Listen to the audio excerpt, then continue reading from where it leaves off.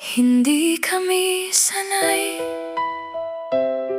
pero hindi kami mangmang. Ang puso ko'y nasasaktan, nalulungkot at nagagalit. Bakit ganito sila kalupit sa pangungupit?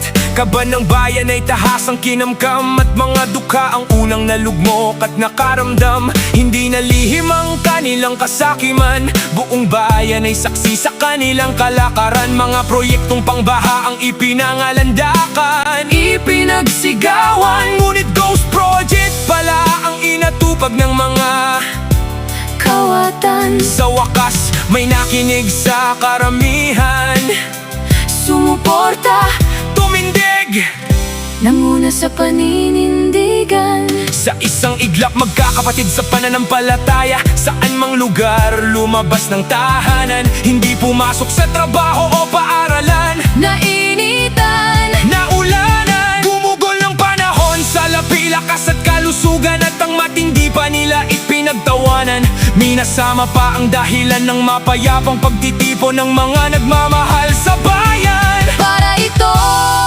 sa bayan, kakaiba man sa aming nakasanayan. Ngunit bilang Pilipino, ito'y tungkuling dapat panindigan at ipagsigawan.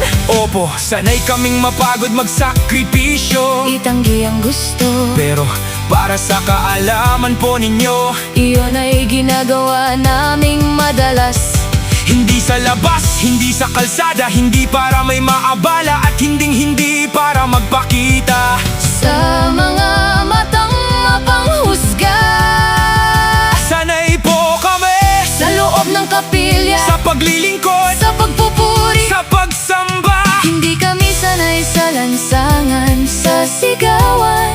Hindi kami sanay na binubusinahan, pinalilibutan ng mga uniformadong kawal. Hindi kami sanay magpalipas ng magdamag sa labas ng bahay, matulog ng walang higaan at mahamugan. Hindi para pumila sa iisang palikuran, Walang ligo ilang araw, walang uwian. ngunit para sa bayan, opo, para sa bayang mahal. Ito ay aming ilalaban. Pero bakit po kami ang ginawa ninyong kaaway? Na-traffic kayo? Ilang oras? Ilang oras na ba? Ilang araw o taon na ba tayong binabaha? Nata-traffic dahil sa baha.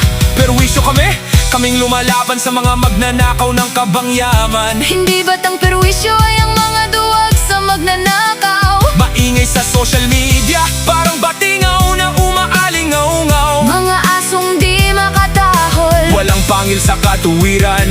sa katarungan. Sandali, mag-isip ka muna kabayan, isipin mo silang lubog sa baha. Ang bahay, ang kabuhayan, ang barangay, ang bayan. Naisip mo na bang namaya pa nilang mahal sa buhay? Nalunod sa bahay, nanood at tinangay. Sinong sisisihin? Sinong pananagutin? Sila pa rin bang mga biktima ng bahang kakastiguhin? Teka sandali, nakakatakot ang titig ni Mamang Pulis, Na para bang kami ang dapat ilitis? Ang kalaban natin ay korupsyon, hindi po ang kapwa Pinoy. Pinoy na naghahangad ng katotohanan at Para sa katarungan, makikisuyo lang kabayan. Huwag ninyo kaming kawaging kawawa at mangmang, sapagkat ang tunay na kaawa-awa ay itong